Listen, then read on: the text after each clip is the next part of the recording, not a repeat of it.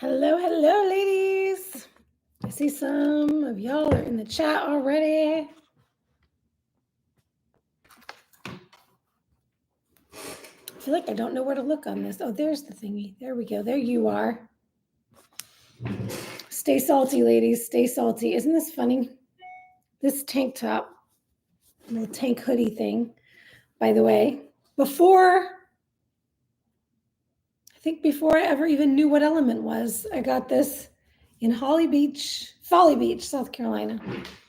So this is now my little electrolyte.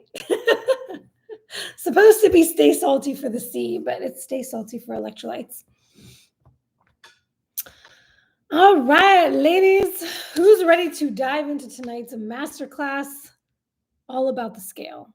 Our relationship with the scale. I shouldn't say it's about the scale. It's actually not about the scale at all, to be quite frank. Sorry, I'm getting distracted by this little weird hair I have over there. All right.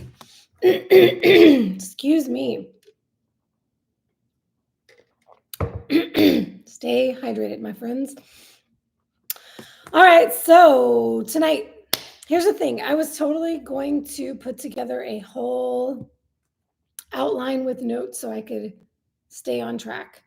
This is one where I can easily get a little ranty, but I didn't. So we are, be afraid, be very afraid. We are going unscripted here tonight. I did just jot down like a couple of things I wanted to make sure I don't forget to share.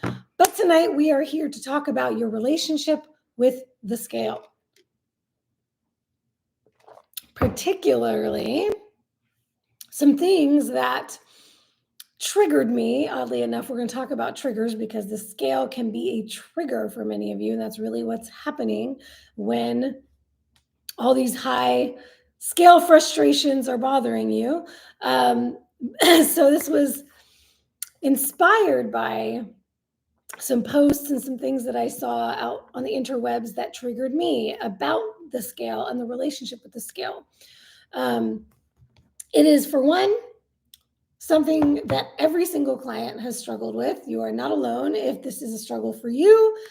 It is a very, very common thing that my ladies who are just starting their journey and have a long way to go struggle with. Ladies who have lost 100 pounds or more and still struggle with it. People who have reached their goal weight, their goal body composition, and are maintaining and are loving their health changes and all the other things, still struggling with seeing the scale number.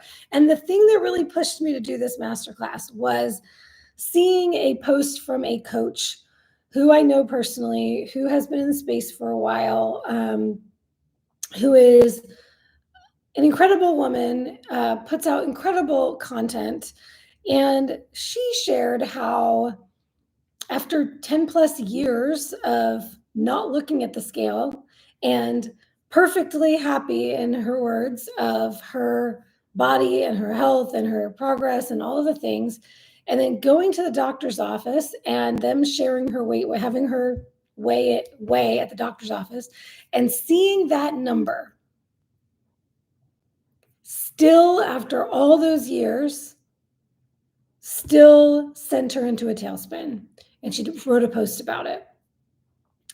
And the trigger for me was not even so much what we're going to talk about tonight is, like many things, it's not even actually really about the scale. The scale is like the analogy, but you can take this and apply it to anything in your life that triggers you, because what we're really talking about here is your triggers. Your triggers are your mirrors. And if there is something that you feel you need to avoid because it bothers you, I'm going to challenge you to lean in instead of stepping away from it. So I shared in the group earlier today I haven't even gone back to look at your comments since then. The Mind Pump episode, where at the beginning they talked about the scale and throwing away your scale and how clients have had better success when they stopped looking at the scale.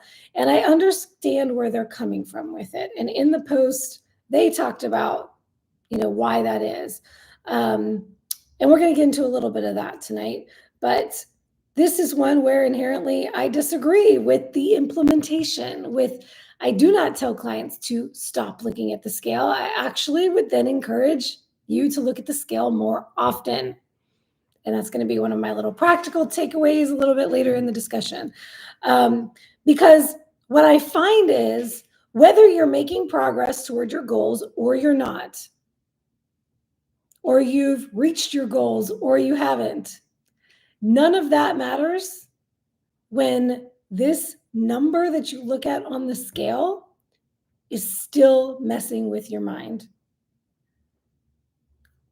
It doesn't matter where you are in your journey. You can still be obsessed with this number, even if you're avoiding the number. As a matter of fact, I would say that avoiding the number on the scale is only driving the issue stronger and deeper than looking at it and dealing with it and putting it in front of your face, right? I like to say, damn, I forgot my saying. Look at that. I forgot entirely. I just spaced on it. But basically it's, oh no, I know. Y'all probably could tell me what my saying is. The only way out is through.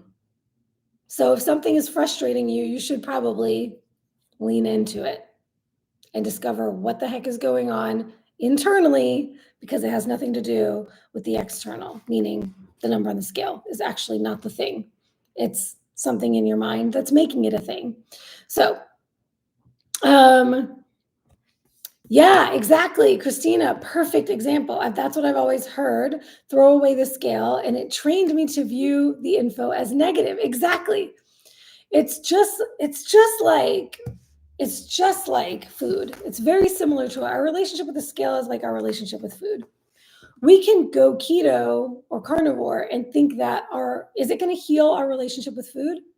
Absolutely not. By the way, if you didn't know that keto and carnivore will not automatically, magically heal your relationship with food, now you know. Sorry to break it to you, but just removing the carbs is just avoiding the carbs. It's not dealing with the real problem. And if you then play out, this is one of the things Bronson and I talk about a lot, if you then play out the same habits you had with over-consuming carbs, and you now start over-consuming keto junk food, because you're just replacing those carbs with keto versions, you're not dealing with the real issue, the food habits and the relationship there. Keto is not the cure, just like throwing away the scale is not the cure. Ooh, exactly. Liz here's the whole masterclass in a little bite-sized summary. Liz shares, I only avoid the scale when I have made bad decisions. Oops. Bad choices. By not weighing, I am just avoiding facing up to what I have eaten. Usually it's the beginning of the end. Exactly. Yes, exactly that. So this whole concept that we see out there all the time, don't get on the scale, focus on other things. Actually, most of the time they don't even say that. They just say, don't get on the scale. Wait a month. Get on the scale once a month instead. Get on the scale after 6 months. They don't even tell you most of the time to go focus on other things. The truth is the rest of that sentence is one of the practical things. So I think I'll start tonight with the practical, and then we'll dive into like the scary inner workings of our inner being and what's really going on there. All right, so let's start with some practical takeaways. So if anybody's watching this replay, like here's the gist of a couple of things you can do that are like practical implementation strategies to help desensitize yourself to the numbers on the scale. This is something that all of my ladies, I challenge all of my ladies to do, private clients and academy members. And usually after a short period of time of doing this, just a few months, if you really lean into it, it starts to truly work. It takes that, it desensitizes you. So first and foremost, like I said, avoidance is not fixing the problem. So we need to look at it. It's the same thing as when you're starting your diet, your training, whatever it might, your exercise plan, right? The first thing is always, well, I don't want to look, right? Like I don't want to see how bad it's gotten. But there's a thing that I ask all my ladies to do at the beginning of working with me, and that is leaning into discovering your why. And with that, a really powerful first exercise we do is your why not, which is, what is the pain you're facing if you don't make changes? And so I ask you to lean into the pain. So if you're not looking at what you have done to yourself, if you're not looking at how bad is it, right? How much weight have I put on? A lot of ladies don't want to look at their body fat percentage when we start working together. Oh my gosh, that number is so high, right? These are things that you can actually use to propel yourself forward when you are, when it starts getting hard. This is the kind of stuff we want to have in our arsenal for when it does get hard, because it's going to get hard, right? When you're making changes, it gets hard. So when it gets hard, I want you to be thinking about that 45% body fat. I want you to be thinking about that 50 pounds you put on. Because if you don't know how bad it's gotten, if you don't feel that pain of how bad it's gotten, it is much less likely that you're actually going to take any steps forward. Because we don't take steps forward when we're comfortable. When you're comfortable on the couch, all cozy under a blanket, and your partner comes in and they want you to get them something or get up and do something for them, do you do it immediately? You're probably like, you're already up. Can't you get that yourself? If you weren't so comfortable, if you just walked in and you have your sneakers on and they're asking you to do something, sure, no problem. But when you're super comfortable and you're settled in, and that's essentially what happens when we're not looking. When we're in denial, and we want to be in denial because we don't want to know. But that is actually working against us when we don't know. Because we can now justify. Oh, it can't possibly be that bad. It can't possibly be that bad, right? I couldn't have let myself go that much. So we don't look, we don't know, we don't change.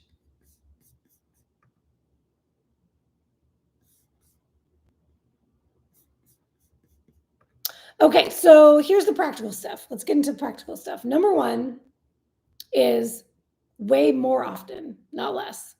So if you are afraid of the scale, if it means a lot to you, here's the thing. What's happening here is that it means so much to you. You have put so much stock into this thing, so much energy into this thing.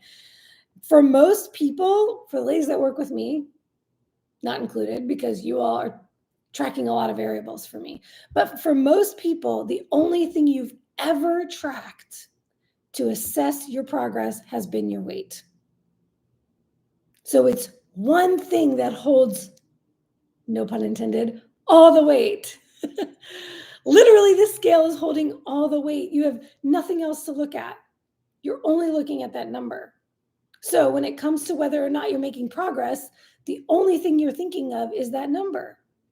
So now if it goes up 0.2 or it goes down 0.2, 0.1, any teeny little change, you're just hanging on to it because that means so much to you.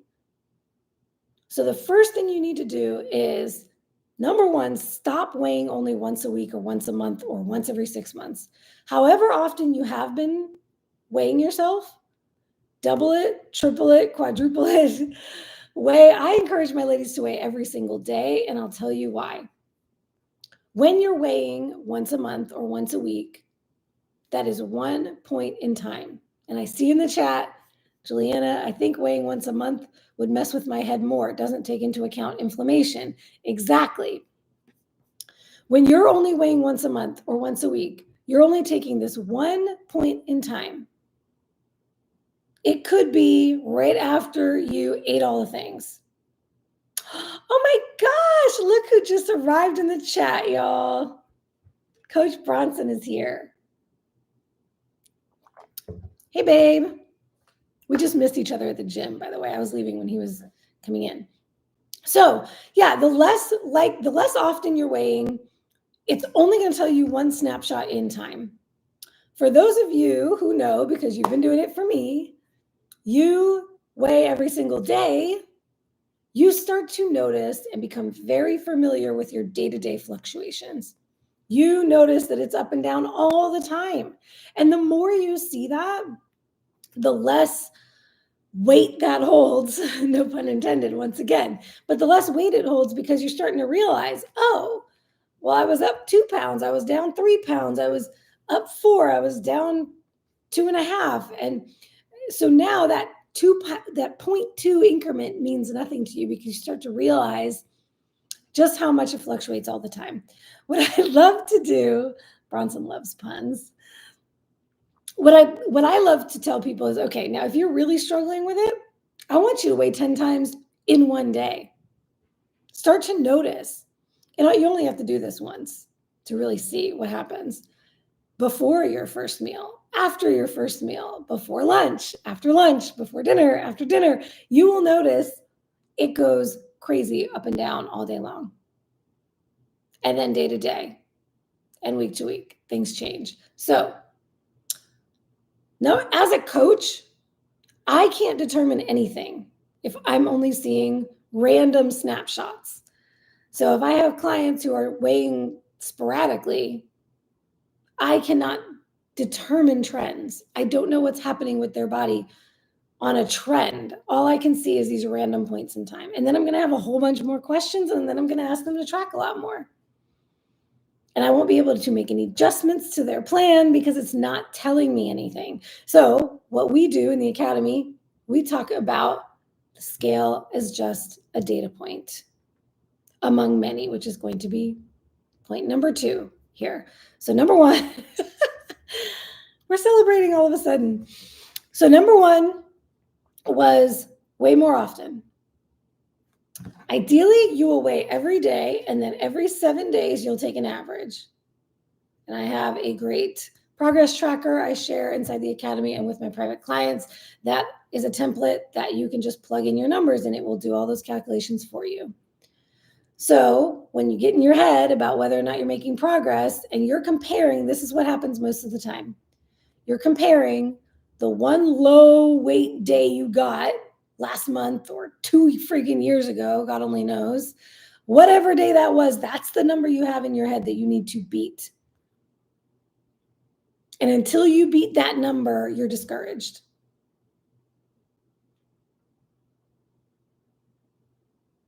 And then you look at the worst day of this week, and you're thinking of yourself as, oh, I just gained 10 pounds. But you might be comparing apples and oranges. So every day, and then we take an average, and then we can look at the average over the week. And this is what I like to say that helps ladies kind of put it in perspective. You are not what you weighed on the scale this morning. What you weighed on the scale this morning is not your definitive weight. You don't just weigh that now until you don't.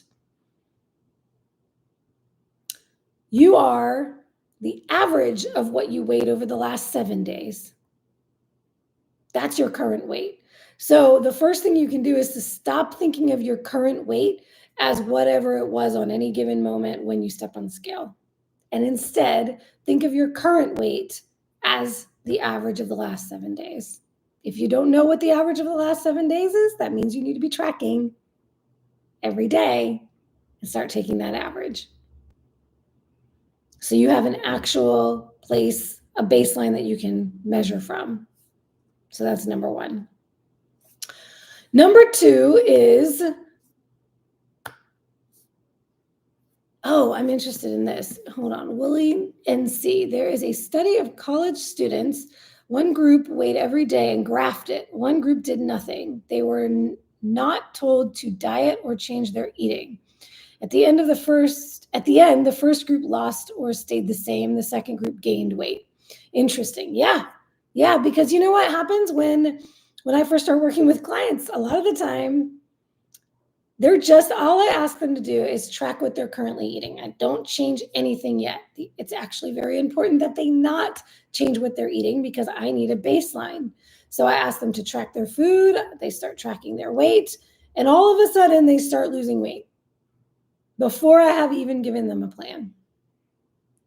There is something about when we are tracking, we have an intention. It changes our intention. We start focusing on things differently. We care more. We want to see progress. When we're avoiding, it's not driving any of that. So, and we'll get into the nitty gritty on but the way I feel when I see the number, and if it's not moving, then I get discouraged and I eat all the things. We'll get into that in a little bit. But to stay on the practical for now. So number one, we do the average over the last 7 days, not any given time. We're not, and you're going to have a tendency to try to compare against the lightest you ever were, right? We'll get into some of that later too, because there's some unlearning and reprogramming we need to do with our brains on this. Okay. The other thing, practical takeaway, is you need to start tracking more than just your weight so that the scale doesn't hold as much weight as it did for you. It's not the only thing, and it's not the most important thing. Ladies who work with me, do you even know how many things we're tracking? Luckily, with the app, it makes it a little bit easier, so it doesn't feel like you're tracking a million things, but we're tracking a lot of things. I'd be curious to know if any of you guys even know how many. Have you counted all the different variables that we are tracking? But we track body composition in addition to weight. And this is the number one thing I suggest you start tracking if you haven't been tracking it already. You can get a scale that will estimate this for you. And I've talked about this on previous masterclasses, and I will say it here again. It doesn't matter which scale you use. Any digital smart scale, in-body, anything that does bioelectrical impedance, they're all the same. They are giving you an estimate. And this is actually a good chat because I had this chat with someone on a consult earlier today. The reason your scale changes, literally second to second, you can get off of it and get back on and then get back on, and it gives you a different number, is because the scale is not reflecting, it's not measuring the tissue on your body, like a DEXA scan. Rhonda mentioned in the chat, she's getting a DEXA scan. DEXA is measuring the tissue in your body. The scale you stand on, or hold the electrodes, or just stand on the electrodes with your feet, and it gives you weight and body composition, or even the old school bathroom scale, but particularly the one with the electrodes, it's sending electrical signals through your body, and it's using those with an algorithm to determine an estimate. So every time you get on that scale, it's giving you an estimate of your weight and your body composition, particularly the body composition side of it. So once again, we will take both, but neither one of them, we're taking it all with a grain of salt. When we start tracking all this data, the more data we track, the more of a grain of salt we can take each of those data points, because each one now holds less weight for us. So we do the body composition, which when I say body composition, I mean body fat percentage. Some scales will also give you skeletal muscle mass or lean body mass or body fat mass, but basically it's a body composition, body fat percentage versus lean mass is what it's telling you. We want to track that along with your weight. We want to track, these are the big ones. We want to track your performance in the gym. Are you getting stronger? Are you able to lift heavier? Are you able to do more reps? Are you having less pain when you train? Are you getting less sore so your body's starting to adjust to the training? Are you able to recover and go back and train again and train hard? What is your intensity of your training? So all of the things with, am I getting better? Am I improving my fitness? Am I getting stronger? Am I building muscle? These are all signals to tell us whether we're building muscle or not. These are the things, by the way, that tracking the training and the performance, these are the things that are some of the most empowering things for my ladies. For those of you who started working with me and then just a few weeks in, Rhonda, I'll never forget, my knees don't hurt. Like, I'm shocked. Everybody, starts, and then they're shocked by the less joint pain they have, the less knee pain they have, the less shoulder pain they have. The more they're training and building the stabilizing muscles, supporting those areas and those joints that were hurting, they get less joint pain. They are able to move better. Blaze has been crushing it in the academy, and she's sharing her mobility, the way her mobility has shifted, the things she's able to do in her day-to-day life. These are the kinds of things that resonate for us so much more too, because it means something to us. All of this meaning, we'll get to the meaning in a little bit, that we put behind the scale, it's not tangible in our lives. Nobody's ever going to ask you, for the most part, nobody asks how much we weigh. Nobody knows how much we weigh. But when you can go up the stairs with your groceries without asking for help, when you can put your, ladies who have told me, I can put my luggage in the overhead compartment on the plane. I never used to be able to do that. The day-to-day and the things that are impacting our lives for the better, getting down on the floor, playing with your kids or your grandkids, and being able to get back up without problems, this stuff is huge. This stuff is huge. So performance goals would be the next thing I would put as absolute top of the list. So body composition, performance goals, physical fitness, all the ways that your body is getting healthier and more fit and more capable. Next, I would say we want to track. I love the biofeedback. Y'all know I love biofeedback. What do I mean by that? Is my sleep improving? Is my mood improving? Is my libido improving?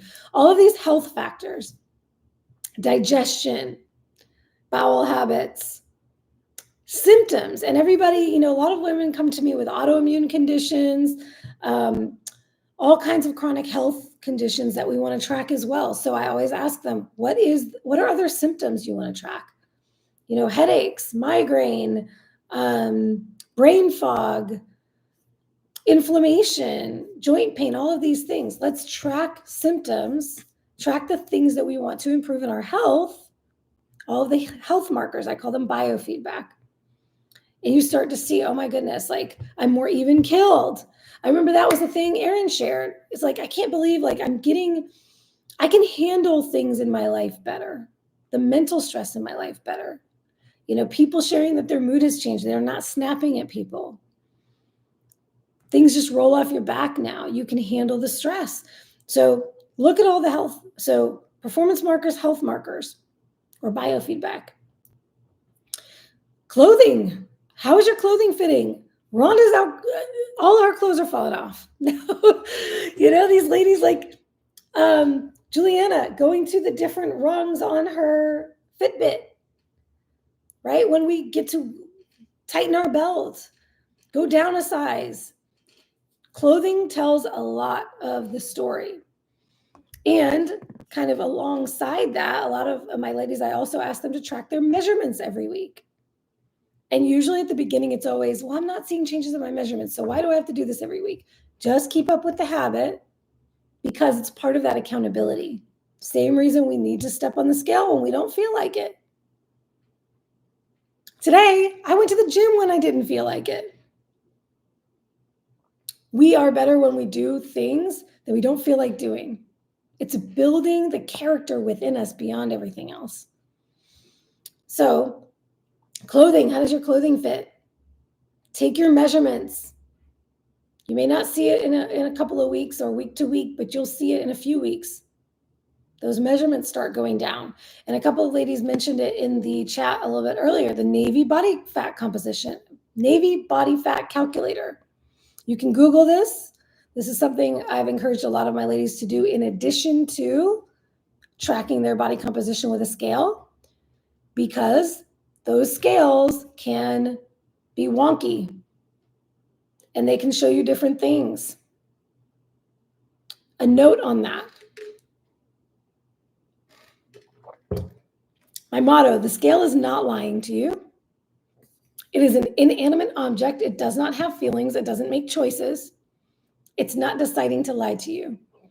But it is an inanimate object that is simply reporting back to you whatever you give it at that point in time. And like I said, with the body composition, it's an estimation. So it may not be accurate based on the bioelectrical impedance. Now, if your trends, if you're noticing a trend, which you can only do if you're tracking consistently, I also want you to track body composition that you get on your home scale daily as well as weight. Why? Just on the consult I had today, for example, she thought there was something wrong with her scale. I looked at her numbers, her weight, her body composition. I was like, looks good to me.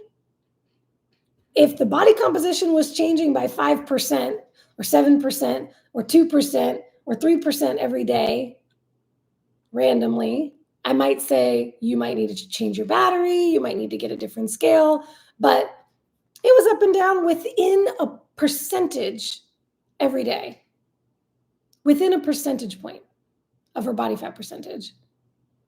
0.2, 0.4, 0.6, it's going to do that. So some of you do have funky, wonky scales where it's like 10% up randomly, and then the next day it's 5% down, and it's doing really weird things.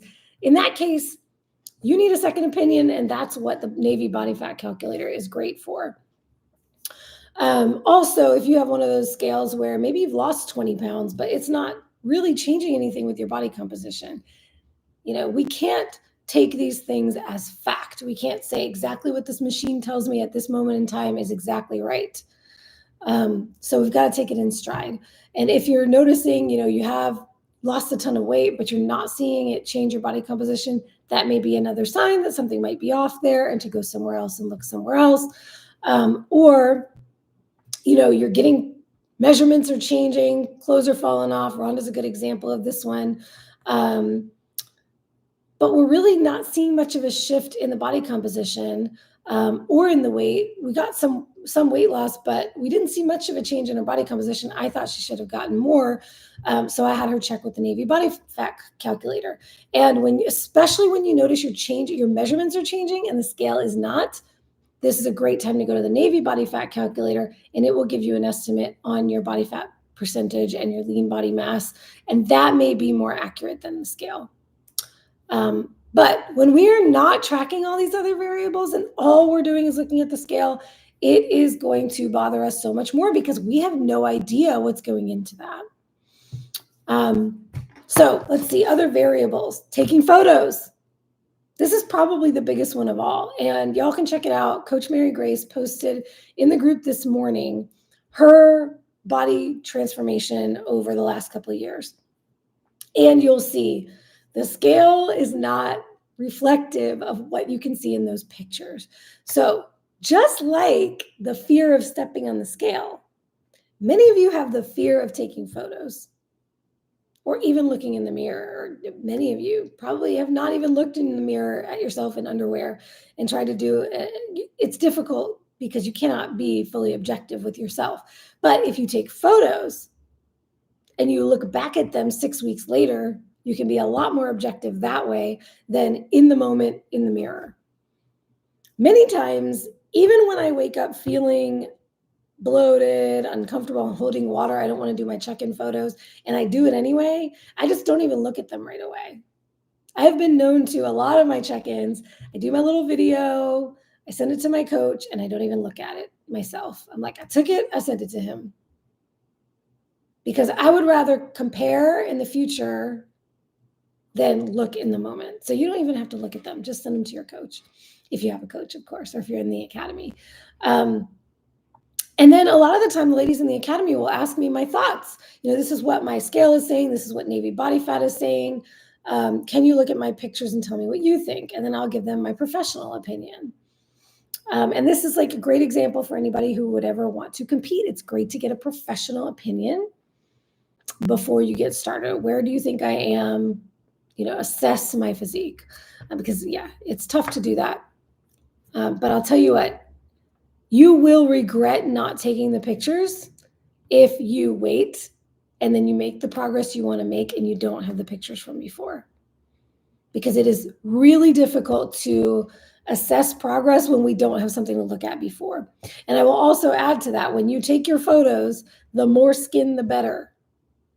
Not nude, unless, hey, if they're just for you and you're not worried about them getting out onto the interwebs or whatever, by all means. But if you're working with somebody else, I suggest a bikini or a two-piece or underwear, something that shows as much skin as possible, because the more you have on, especially if it's compression garments, you're not going to be able to see changes under the clothes. So you want to see more skin so you can really look and see, oh, especially the back poses, because we don't see ourselves from the back most of the time. So you will start to really notice the difference in your back that way, more so than the front.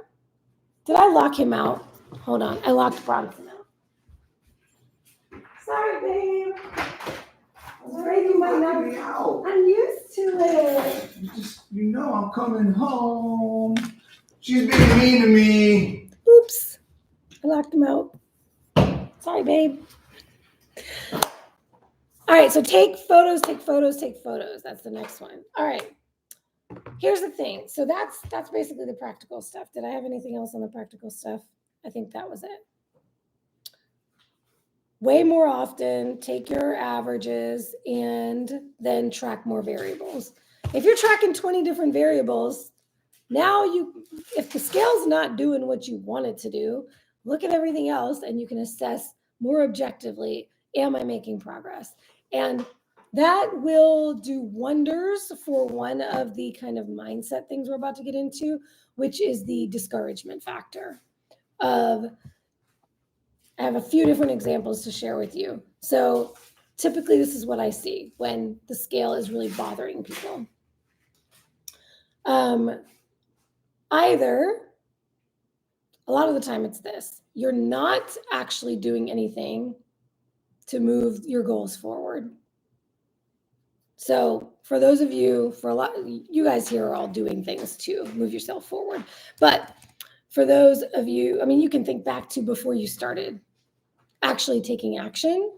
So before you took action, you didn't want to look at the scale because you weren't doing anything to make it tell you what you wanted it to tell you. So you knew you were not going to see what you wanted to see. And this is kind of what I talked about at the beginning, which was, you know, it's bad. You don't want to look at it in the beginning, right? So that's one of the examples. That's one of the main times where we're saying, you know, I don't want to weigh. The other probably biggest one that I see is that you feel like you're making progress. You're taking action. You've changed your diet. You're working out. You're doing the things. You're changing your habits. All of this is so much work. And you're like, oh my gosh, I'm doing all these hard things. And then you get on the scale and you haven't lost a pound. And now you're discouraged by that because you've been working so hard and you're not seeing it reflected on the scale. So here's the thing. Many of you then say, well, screw it. It's not working, so I might as well eat the cake anyway. But also, many of you have learned if you don't like what you see, you can use that to propel yourself and work harder. You know that it doesn't mean anything about who you are and what you've been doing and not doing. If you've been doing the work, not seeing a scale loss does not need to make you stop doing what you're doing. If you know you're doing well and you're making all of these positive changes, this is the segue into the real issue, which has nothing to do with the scale and everything to do with when you run across something that's an obstacle, what do you do with that? And what do you make it mean? Can I add something? Because something just, as I'm listening. Yeah, come on in. I saw the glimmer in your eye. Something just popped into my head. I figured I'd throw it in. You tell me if it's applicable or not. But I like what you were saying about, whoop, you just took my armrest away. Oh, come on in. I like what you're saying about, just a second ago, about looking at the scale. You're doing all this stuff, right? But then right before that, you said about all the different things that you can track. If you're paying attention to all the different areas, right? We got fitness things, we got quality of life things, we got body measurements, we got strength, we got performance, we got all the different things we look at. This is one cool way to tie all that stuff back to your why. How many of all the different things that you can measure directly line up with why you're doing it? Ooh. I guarantee you weight is none not of one them have to do with your weight.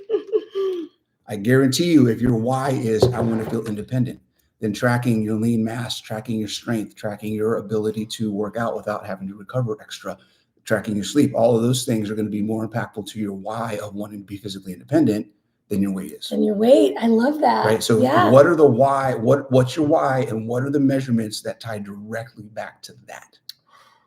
That's what you should be tracking. Those should be the weighted things. Yes. Yes. Oh, I love it. Okay, that's awesome, babe. Thanks. Yeah, and when you have all those measurements, that was the practical piece, right? When you have all these other variables you can look at, that's a way that you can talk yourself off the ledge when you see the scale not doing what you want it to do. That's why I put that in the practical piece. So you might be that person, who's doing the things, not making the progress you want to make.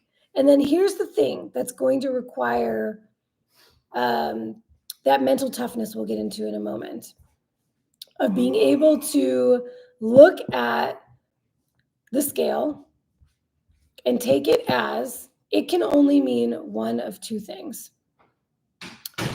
One, there are variables that play into what the scale is telling me beyond just fat loss, because we don't want weight loss at any cost. We want fat loss, right? So I have all these other variables I have to take into account. Maybe I have inflammation from training. Maybe I ate something yesterday that didn't agree with me. Maybe I ate later last night. We've talked about this on previous calls. All of the variables that play into the water fluctuations from day to day. Just a quick reminder for those who may not have been on that call, and I think it might have been inside the academy, eating later at night because your stomach contents are a part of what you weigh on the scale. So if you're digesting a larger meal, or if you're digesting different food than what you're used to, you went to a restaurant, you got inflammatory oils, you might have extra inflammation in your body. Training creates inflammation in your body. Higher carbs, even 10 grams of carbs higher than what you usually consume could increase your water weight because carbs hold water. You could have drank more water or less water the day before, or more or less electrolytes the day before. All of these things can impact the weight on the scale from day to day. So when you know all of that and you can look at all of that, you can talk yourself off the ledge. But the other thing you can do, let's say you look at your measurements, you look at all the other variables, and you can say objectively, well, shit, I'm not making progress. To me, this is when you're really winning. When you can look at it and say, yes, I'm making all these changes. Yes, I'm striving. But also, I went over my macros 4 times last week. I overconsumed. I ate that candy that one day because it was just that one day.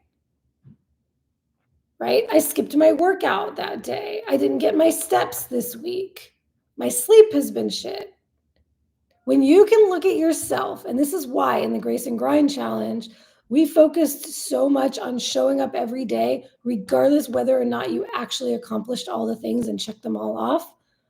Because the bigger thing and the underlying message in all of this is when you can look at yourself and say, I didn't do everything that I could have done, and my lack of progress is my fault. And that does not derail you. You can feel that discouragement and you can say, okay, I'm discouraged because I want to see XYZ happen. I want to see the scale go down. What do I need to do to make that happen? If I want that to happen, what can I tighten up this week? Can I do better with my macros? Can I make better food selection?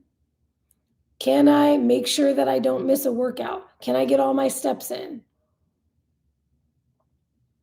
Spoiler alert, we're going to be talking a lot about this. Athlete mentality is what I call it inside the next program, which is starting March 3rd. I'll share the rest of the details by the end of this week. Prep for Summer is coming. The Prep for Summer program is all about stepping into the athlete mentality, the athlete identity, stepping into a prep the way we do, the way top athletes do to prepare for a show. When we do that, we put the blinders on, we get laser beam focused, and we don't take it personal if we're not making progress. Instead, we say, hey, coach, not making progress. Here's what happened this week. We own it. Y'all know I've done a past masterclass called Own Your Shit. You can check that one out. We have to own it. Own the good with the bad. Own the bad with the good. I effed up this week. I ate this, that, and the other. I overconsumed XYZ. When you can do that and say, guess what? That scale is up because of this. That's my bad, and I need to fix that. And I know how to fix that, and I will fix that. I don't like what the scale says. This must not be working. I'm going to quit. The scale is only showing you the truth. We want to say that it's lying. It is not lying. It is telling the truth. We just can't handle the truth. Sometimes you can't handle the truth. So what you need to really work on is learning to handle the truth, learning to handle whatever is coming at you, whatever trigger. So I've been blabbering already for 45 minutes. Let's talk about the real issue here. Do you really need to throw your scale away? Absolutely not. Instead, you need to learn to face it. So let's address the real problem, because the third group of people are the people who've made incredible progress. You're in a whole new body. You've changed your life. You've changed your health. You love where you are. Just like my coach friend, right? Who posted her post that inspired this chat. You love it all. You're feeling great until you see the scale. I would say, unfortunately, hate to say this, she's not healed. She thought she was healed. You're not healed. If you still cannot handle the stressor, you are not healed from this relationship with the scale. Avoidance is not healing. So instead, we need to heal. How are we going to do that? Face it till we make it. Don't fake it till you make it. Face it till you make it. So I like to say that your triggers are your mirrors. Regardless if it's a scale or your spouse or traffic or carbs, when you get triggered and you feel those feelings, those discouragement feelings, whatever it is that's coming up for you, boom, Whitney, you hit it, the nail on the head. The scale doesn't have feelings. It has data. We assign the feelings. I love to say this. Nothing has any meaning. Nothing in our lives have any meaning other than the meaning that we assign to it. So when you start to feel some kind of way, start to feel it, something coming up when you get on that scale, whether it's dread or fear before you step on the scale or disappointment or discouragement after you step off, the only way out is through, ladies. The only way out is through. So what you need to do is sit down and say, all right, let's have it out with these feelings. What am I feeling? Name it to claim it. What is this feeling I'm feeling? What emotion is coming up? What is going on inside me right now? Most of the problem, I talked about this in one of our Grace and Grind chats, from the inspiring post I saw was that if we're not spending time with ourselves, we're not getting anywhere in this life, really. We need to identify, why is this triggering me? Where is this trigger coming from? Why am I making this mean something? What am I making this mean? These are just some good journal prompts. You can pull out a pen and pad right then and there when you have that feeling is the best time to do it. If not, you can do it later and reflect back and say, okay, what feelings were coming up? Can I identify them? Call them out by name. What was that feeling? What would I call it? What was that emotion? Why would a number do that to me? And let whatever comes up come out on the page. You're probably going to discover, because my mother when I was young, because my doctor always told me, because none of that has anything to do with that actual scale and that actual number. It's programming that we were fed from places, and there are things we need to heal within. It's amazing when you can understand what is going into, like, what's a part of that number on the scale, what weight is made up of, right? It's all of our organs, our tissues, our bones, our blood, the water in our body. Our body is 60% water. Is that crazy or what? We have a lot of water in our bodies at all given times. We're not going to get rid of all of it.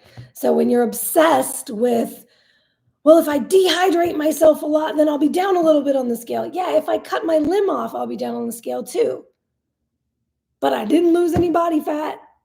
So if fat loss is what I want, then trying to manipulate my water weight is not helping me reach my goal. So understanding what goes into weight is important. But what's more important is understanding what is going on internally with our mind and our emotions when we feel triggered. So do not run from your triggers. Lean in, dive in, dig deep, discover what's under there, what's driving that.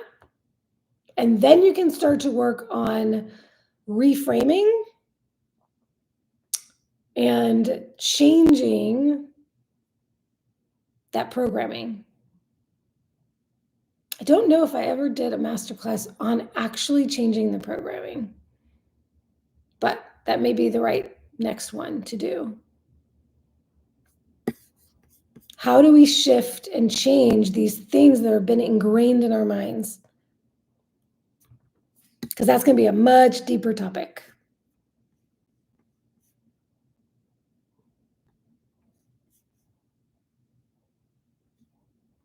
Let's see. I think I had a question about, I'm working on mindset, but I have no idea where to start with diet. What are the best keto carnivore books or guides? Oh boy. Well, I'll tell you a really amazing one. Bronson's book, The Ultimate Ketogenic Fitness. Goes into the diet, he goes into the fitness, he goes into mindset, he goes into all of it there. And it's now on Audible too. So you can get it on Amazon or Audible. Becky says, I second Bronson. Yeah, awesome. A lot of these ladies have read that book and they love it. He's working on another one now. Juju, join the academy. Yes, join the academy. We will help you out, girl. We will give you all the assistance with the diet, with everything, with training, diet, mindset, education, all that good stuff. Oh my gosh, Kim. Ooh, Kim, you just speak into my soul. She said, I spent too many years looking for the perfect book, putting off actually doing. The book doesn't exist. Listening to Coach Natalie and following her lead will yield results. Girl, you just said it all right there. There's no real perfect book. You can pick any of them. At the end of the day, here's the thing. If you're just getting started with keto carnivore, my best advice to you would be just start cutting down on your carbs. take a look at all of your carb sources. What are you eating right now that's carbs?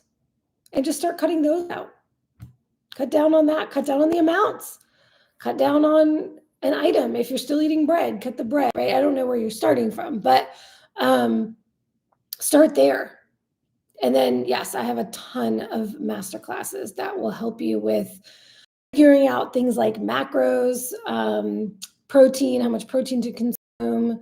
I have a fats and a carbs masterclass as well. The ladies in the group can really help out with recipes. Inside the academy, we have a whole food forum where you can post recipes. We would love to have you in the academy, of course. But you can start with my masterclasses. You can start asking in the group, and just take about what I would focus on for you is just focus on the very next step. Here's where I'm at now. You can drop into the group, drop a question, say, okay, I'm here. What would be the next step? What would be the next most logical step for me to take? And we'll guide you. We'll help guide you. I will tell you, I went paleo before I went keto. I went keto before I went carnivore. It was a progression, and it was a lot easier for me than I think for a lot of people, because it wasn't okay, tomorrow, cold turkey, I'm going keto. What does that mean? Now I have to change absolutely everything. So just take a look at what baby steps can I take, and just keep chipping away, because every step you take in the right direction is going to move the needle more, and then the whole trajectory will shift. So I love that focus, and not even so much on carbs per se, but it's not about the carbs, it's about the crap.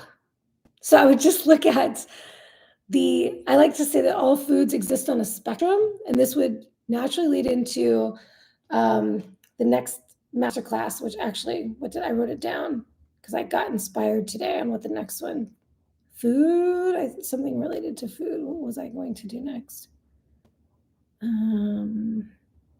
Food guilt. Who's ready for that one? We're going to do a food guilt masterclass next. Yeah, it's not, Aaron likes that. It's not about the carbs, it's about the crap. That's the best. So true. Yeah, because you could go keto and still be eating a bunch of keto crap, and it's not going to help you actually make progress. So I like to talk about, too, not demonizing carbs. You end up with this complex. Just like with the scale, you're afraid of carbs. I mean, show of hands, how many of you ladies were afraid of carbs? A lot of ladies come to me afraid of carbs, and we work on their relationship with food and recognizing that carbs are not evil. They're not out to get you, just like the scale is not out to get you. It's just food. And when we can look at it like that, there's a spectrum of food. There's the healthiest to the least healthy, to the pretty much to poison. Psst, alcohol. Alcohol is a poison. There's things that I wouldn't even consider food-like substances. And then there are things all about the ideal optimal foods, right? There's a whole spectrum where we live on and we exist within. And when we stop making ourselves wrong for our food choices and beating ourselves up for our food choices, I'm bad because I ate a strawberry, and a strawberry is a carb, and I shouldn't have done that. It's not keto, right? These are the things that get in here and end up impacting us negatively. We end up eating all the cake because we ate a strawberry. Right? A strawberry can't make us eat a cake, just like the scale can't make us derail. We choose to derail. And really, that's the biggest message of this entire masterclass is, if you derail, you chose to derail. If you fell off the wagon, you didn't fall, you weren't pushed, you jumped off the wagon. You chose to get off the wagon. Right? So we have to own our choices. But that doesn't mean guilt trip ourselves and make ourselves feel worse for those choices. It's a thin line and it's nuanced. We need to own it, recognize it, take responsibility and accountability, but not make ourselves a bad person and start beating up on ourselves and tearing ourselves down, because that's not going to help us move in the right direction.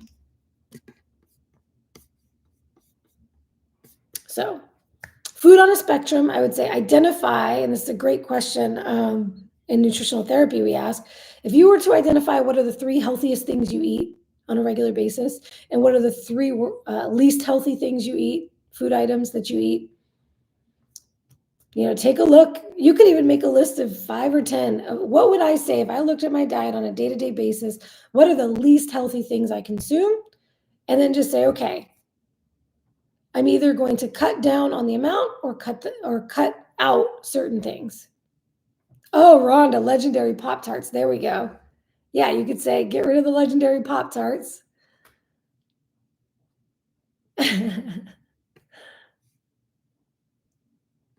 Yeah. Oh, Juliana had said keto Pop-Tarts will not help you. Yeah, exactly. Exactly. And at any given time, it might be a different thing, right? So like this month, you might have a certain thing that's on that list. Next month, you might not eat that, but you might go into something else. There were times where pork rinds were the least healthy thing I was consuming on carnivore, right? There were times that Halo Top ice cream was the least healthy thing I was consuming. So I might look at that differently and say, okay, if I want to move the needle in the right direction, what could go? Because it's not serving me.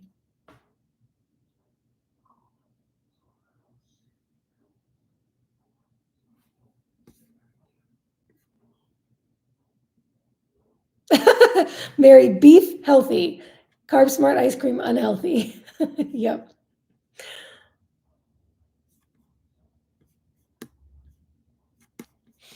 Yeah, for some people, Mary had a good point here. Vegetables like spinach could be the least healthy thing you're consuming. For other people, that may not be an issue at all if they don't have issues with oxalates. So it's very unique and very individual. Another reason why we don't like to demonize things around these parts.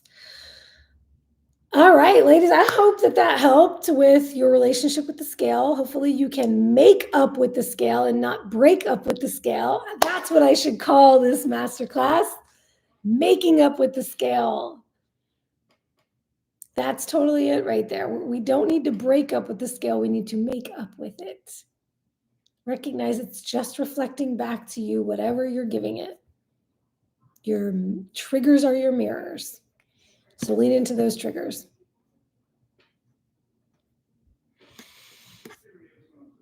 All right, ladies, thanks for being on with me tonight. Anybody before we hop off have any other questions or anything about the scale in particular you want me to address before we hop off that you feel I may have missed? I'm geeked about this next one, food guilt, because it's another passion of mine. So we'll dive into that next week. Keep sharing in the group. You've been amazing. It's so great to have you all. One more month and we will be diving into our Prep for Summer program. I can't wait to share all of the details with you very, very soon. Also, for those who hung around long enough, we have selected our grand prize winner for the Grace and Grind Challenge. She has been notified, and we have, I think it's 7 spots we've opened up for the runner-up prize.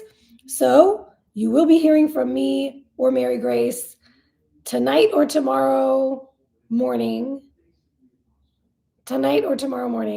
about the runner-up prizes. So, or at least our first group. And then if you take us up on it or not, get back to us right away. By the end of the week, we want to have all of the runner-up spots accepted and filled. So we'll be working on that over the week. So if you haven't heard from us like right away, don't worry, because you never know, somebody may forfeit their spot. So by the end of this week, though, all the spots will be finalized, and then we will move on to sharing about the new program. All right, ladies, love y'all. It is time for me to make some air-fried crispy chicken. I don't always eat chicken, y'all know, but when I do, it's going to be skin on, bone in, and air-fried. All right, y'all. Have a lovely, lovely night. Go crush it this week. Make it a great one. Peace out.